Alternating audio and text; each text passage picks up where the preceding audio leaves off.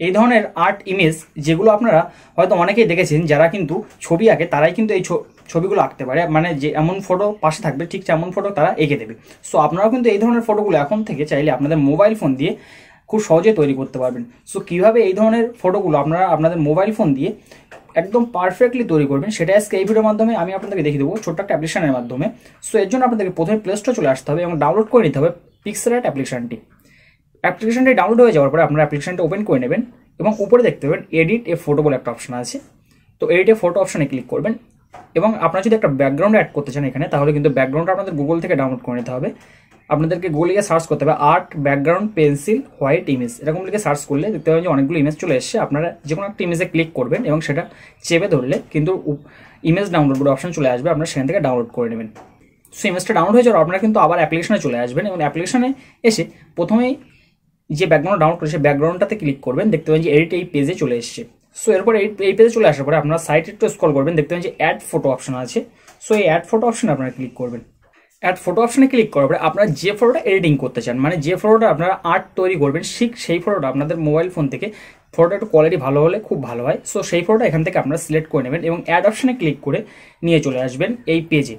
So নিয়ে আসার পরে আপনারা সাইটে একটু স্ক্রল করবেন, করলে দেখতে পাবেন যে এফেক্ট নামে একটা অপশন আছে। এই এফেক্ট অপশন আপনারা ক্লিক করবেন এবং এফেক্ট অপশনে ক্লিক করবে দেখতে পাবেন যে সাইটে এবার এইদিকে সরাতে হবে একটু, সহলে দেখতে পাবেন যে এফেক্টস নামে একটা অপশন আছে। সো এই এফেক্টস অপশনে ক্লিক করবেন, দেখতে পাবেন যে নয়েজ আছে। তো নয়েজে ক্লিক করবেন, আমি দেখতে পাচ্ছেন খুব বড় করে দেখিয়ে দিচ্ছি। সো নয়েজ অপশনে ক্লিক করবেন, নয়েজ অপশনে ক্লিক করে ডবল ট্যাপ করবেন, দেখতে পাবেন যে অ্যাডজাস্টমেন্ট একটা অপশন আছে। সো অ্যাডজাস্টমেন্টে গিয়ে আপনারা এটা কিন্তু 45 মতো করে দেবেন, তাহলে খুব ভালো হয়। সো এটা হয়ে যাওয়ার পর আপনারা আবার টিক মার্কে ক্লিক করবেন এবং আবার কিন্তু সাইড দিকে স্ক্রল করবেন, করে আবার সেই এফেক্টস অপশনে আবার ক্লিক করবেন, করলে দেখতে পাবেন যে সাইডে আবার স্ক্রল করবেন, করলে দেখতে পাবেন যে আর্টিস্টিক বলে একটা অপশন আছে। এই আর্টিস্টিক অপশনে ক্লিক করবেন এবং তারপর দেখতে পাবেন যে উপরের দিকে অয়েল পেন্টিং চলে এসছে। তো এই অয়েল পেন্টিং আপনারা ক্লিক করবেন এবং অয়েল পেন্টিং ক্লিক করার পর আপনারা কিন্তু এটা 20 থেকে 25 রাখতে পারেন, মানে যেমন আপনার ফটো হবে ঠিক সেই অনুযায়ী রাখলে খুব ভালো হয়।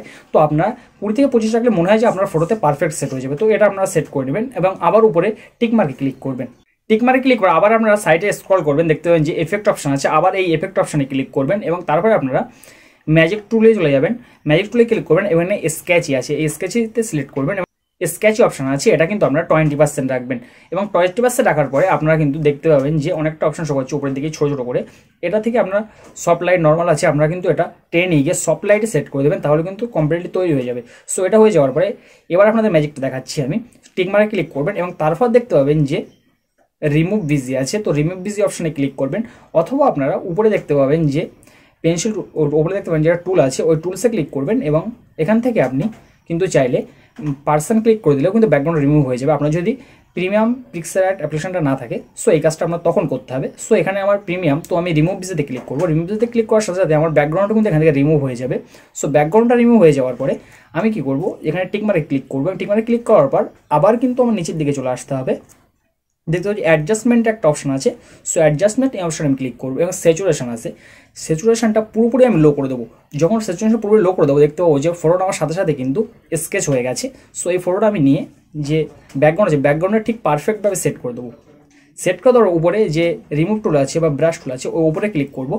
ক্লিক করে আমরা কিন্তু ইরেজার টুল দিয়ে কিছুটা নিচের দিক থেকে মুভ করে দেবো, তাহলে কিন্তু পারফেক্ট ফটোটা আমার বোঝা যাবে যে কেউ একটা আর্টিস্ট ফটোটা এঁকেছে।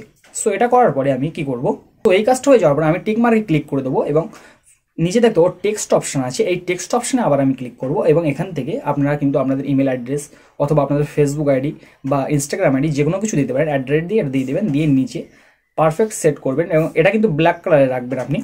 রাখার পরে আপনি যে কাজটা করতে হবে, আপনারা কিন্তু ফন্টটাও আপনাদের চেঞ্জ করতে হবে। ফন্টটা একটু ভালো রাখলে ভালো হয়, কেননা ফন্টটা না যদি আপনি চেঞ্জ না করেন তাহলে কিন্তু বোঝা যেতে পারে। সো ফন্টটাও আপনি একটু চেঞ্জ করে দেবেন।